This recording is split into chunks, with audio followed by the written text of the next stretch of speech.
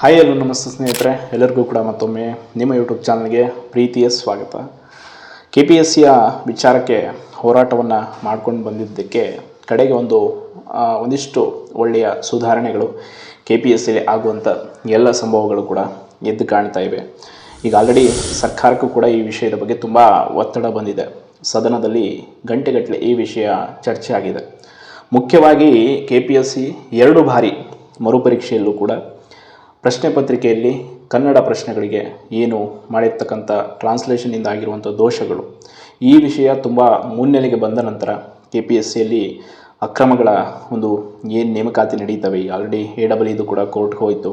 And ಈಗ CTI PDO ಇವೆಲ್ಲ ಅಕ್ರಮಗಳನ್ನು ಕಣ್ಣಾರೆ ಅಭ್ಯರ್ಥಿಗಳು ಕಂಡು ಸಾಕಾಗಿ ಹೋರಾಟಕ್ಕೆ ಕರೆ ಕೊಟ್ಟರು. ಹಲವಾರು ರೀತಿಯಾದಂಥ ಹೋರಾಟಗಳು ವಿಭಿನ್ನವಾಗಿ ಕೇವಲ ಪ್ರತಿಭಟನೆ ಮಾತ್ರವಲ್ಲದೆ ಪತ್ರಗಳ ಮೂಲಕ ಆಗಿರ್ಬೋದು, ಹಾಗೆ ಕಾನೂನಿನ ಮೂಲಕ ಎಲ್ಲ ರೀತಿಯಿಂದ ಕೂಡ ಕೆ ಪಿ ಎಸ್ ಸಿಗೆ ಈಗ ನುಂಗಲಾರದ ತುತ್ತಂತೆ ಪರಿಣಮಿಸಿದ್ದು. ಈಗ ಆಲ್ರೆಡಿ ಸುಧಾರಣೆಗೂ ಕೂಡ ಈ ವಿಷಯ ಕಾರಣವಾಗಿದೆ.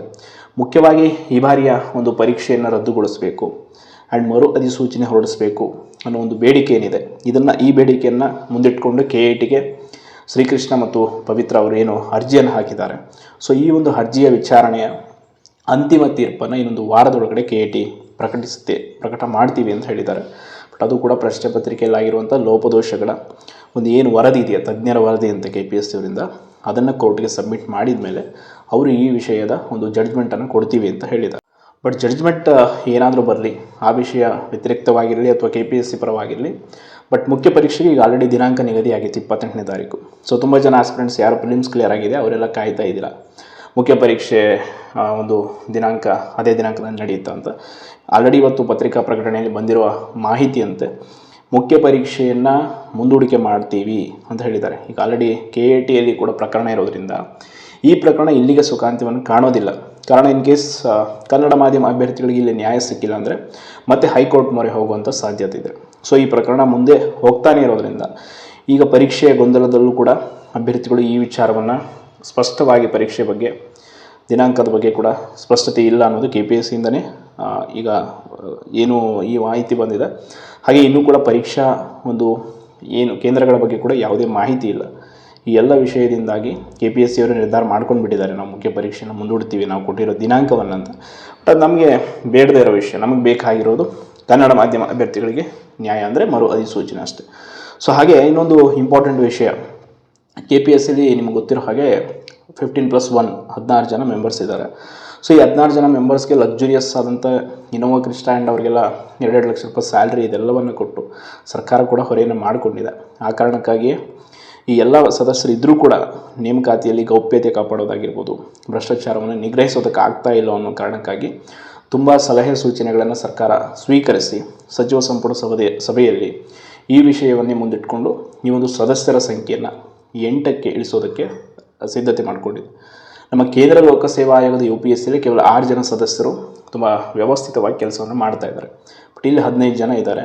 ಆದ್ದರಿಂದ ಇದು ಕೂಡ ನೇಮಕಾತಿಯಲ್ಲಿ ಭ್ರಷ್ಟಾಚಾರ ಆಗೋದಕ್ಕೆ ಮುಖ್ಯ ಕಾರಣ ಅಂತಲೇ ಹೇಳ್ಬೋದು.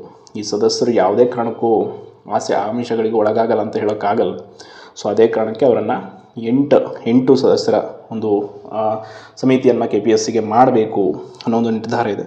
ಹಲವಾರು ವಿಷಯಗಳ ಬಗ್ಗೆ ಇವತ್ತು ತುಂಬ ಪತ್ರಿಕಾ ವರದಿಗಳು ಬಂದಿದೆ.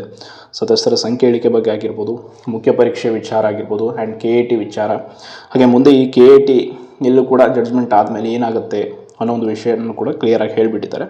ಸೊ ಇದೆಲ್ಲದಕ್ಕೂ ಮುಖ್ಯ ಕಾರಣ ಎಲ್ಲ ಅಭ್ಯರ್ಥಿಗಳು ಹಾಗೆ ವಿದ್ಯಾರ್ಥಿ ಸಂಘಟನೆಗಳು ಎಲ್ಲರೂ ಕೂಡ ಇಂಡಿವಿಜುವಲಾಗಿ ಯಾರ್ಯಾರೆಲ್ಲ ಎಫರ್ಟ್ ಮಾಡಿದ್ದೀರ, ತುಂಬ ಪ್ರಯತ್ನದ ಫಲವಾಗಿ ಇಂದು ಕೆ ಪಿ ಎಸ್ ಸಿಗೆ ಈ ರೀತಿಯಾದಂಥ ಬದಲಾವಣೆಯನ್ನು ಮಾಡ್ತೀವಿ ಅನ್ನೋ ಸರ್ಕಾರ ನಿರ್ಧಾರಕ್ಕೆ ಬರೋದಕ್ಕೆ ಕಾರಣವಾಗಿದೆ. ಸೊ ಈ ವಿಷಯ ಇನ್ನಷ್ಟು ಮುಂದುವರಿಯುವ ಸಾಧ್ಯತೆ ಇದೆ. ಈ ವರ್ಷದ ನೇಮಕಾತಿ ಮಾತ್ರ ಅಷ್ಟು ಈಸಿಯಾಗಿ ಮುಗಿಯೋದಕ್ಕೆ ಸಾಧ್ಯವಿಲ್ಲ. ಕಾರಣ ಇಷ್ಟೇ, ಕಂಪ್ಲೀಟಾಗಿ ಈ ವ್ಯವಸ್ಥೆಯಲ್ಲಿ ಈ ಬಾರಿಯ ನೇಮಕಾತಿಯಲ್ಲಿ ಭ್ರಷ್ಟರ ಆಟವನ್ನು ನಡೆಸೋದಕ್ಕೆ ಹೋಗ್ತಾ ಇದ್ದರು. ಸೊ ಈಗ ವಿದ್ಯಾರ್ಥಿ ಸಂಘಟನೆ ವಿದ್ಯಾರ್ಥಿಗಳೆಲ್ಲ ಅಲರ್ಟ್ ಆಗಿರೋದ್ರಿಂದ ಈ ಬಾರಿ ಏನಾಗುತ್ತೆ ಅನ್ನೋದನ್ನು ಅವರು ಕೂಡ, ಆ್ಯಂಡ್ ತುಂಬ ಜನ ನಿವೃತ್ತಿ ಹಂಚಿನಲ್ಲಿದ್ದಾರೆ K P S C members, ಅವರೆಲ್ಲ ಏನೇನೋ ದಾರಿಯನ್ನು ಮಾಡಿಕೊಂಡು ಒಂದಿಷ್ಟು ನೇಮಕಾತಿಯಲ್ಲಿ ತಮ್ಮ ಸೀಟ್ಗಳನ್ನ ಪಡ್ಕೊಳ್ಳೋ ದಾರಿಯಲ್ಲಿ ಇದ್ದರು. ಅದಕ್ಕೂ ಕೂಡ ಬ್ರೇಕ್ ಬೀಳುವಂಥ ಸಾಧ್ಯತೆ ಇದೆ. ಒಟ್ಟಾರೆಯಾಗಿ KIT ಅಂತಿಮ ತೀರ್ಪಾದ ಮೇಲೆ ಸರ್ಕಾರ ಸಚಿವ ಸಂಪುಟ ಸಭೆಯನ್ನು ಮಾಡಿ ಒಂದು ನಿರ್ಧಾರಕ್ಕೆ ಬರ್ತೀವಿ ಅಂತ ಹೇಳಿದ್ದಾರೆ. ಖಂಡಿತವಾಗಿಯೂ ಇದೊಂದು ಪಾಸಿಟಿವ್ ರಿಸಲ್ಟ್ ಸಿಗಲಿ ಆ್ಯಂಡ್ ಕನ್ನಡ ಮಾಧ್ಯಮದ ಅಭ್ಯರ್ಥಿಗಳಿಗೆ ಜಸ್ಟಿಸ್ ಸಿಗಲಿ ಅನ್ನೋದೇ ನಮ್ಮೆಲ್ಲರ ಆಶಯ ಅಂತ ಹೇಳ್ತಾ ಧನ್ಯವಾದಗಳು.